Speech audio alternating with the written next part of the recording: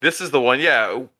Was I on this with someone? Who did this? Oh, yeah. This is me and you, I Graham, definitely right? watched this one. I did not do this one. Or I think I did. Did I?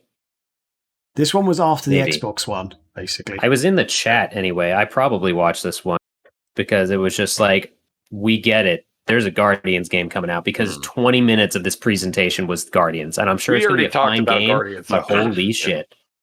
I have nothing more to say about this. But they did show a lot. I would say I don't think I would have started with this, but I don't know. But they do get really heavy in a Final Fantasy, though. We'll say that. So I'm not familiar with the comic books at all.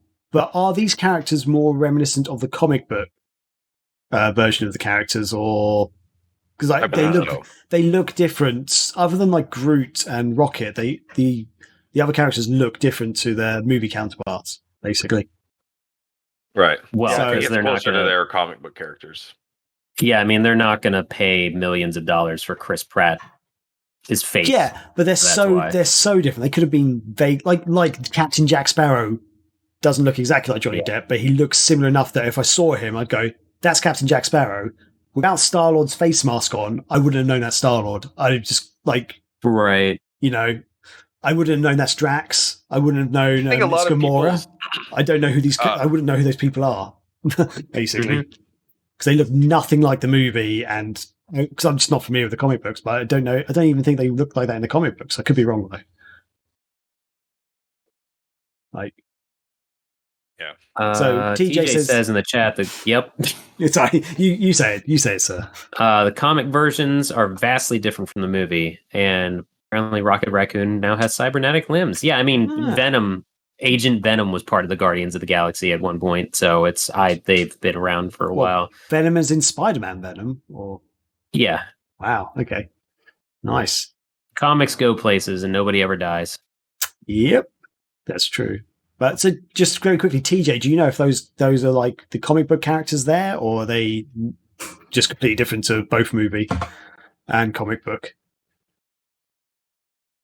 So we can skip all this stuff. So what did you guys think of the Square Enix one, other than the endless Guardian stuff, which is I'm trying to scroll through, and it's literally 20 minutes of Guardian stuff.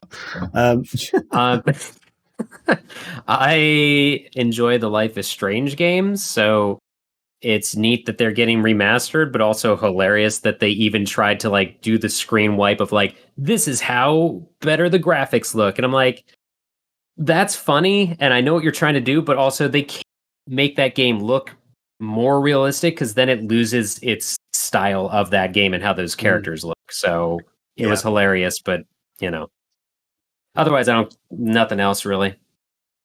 Okay. Oh, TJ's just confirmed they're closer to the comic characters from the mid 2000s that the Guardians of the Galaxy. Thank you for confirming that. All right. That's cool. So, Chris, JRPGs. Was there anything from the Square Enix that interested you? Personally, like the Legend of Mana, that's coming out here really soon, so I'm looking forward to that. There was a lot of Final Fantasy stuff. Obviously, they didn't show the Final Fantasy Part 2. That Final Fantasy VII Part 2 that people were looking forward to, but I still think that they showed a lot of good Final Fantasy stuff. I'm looking to, was it Final Fantasy Origins? Is that the one that's based on the original game that they're looking to redo? That looked really cool. I'm all on board with that. It's like an action spin-off or something of the original or something like that.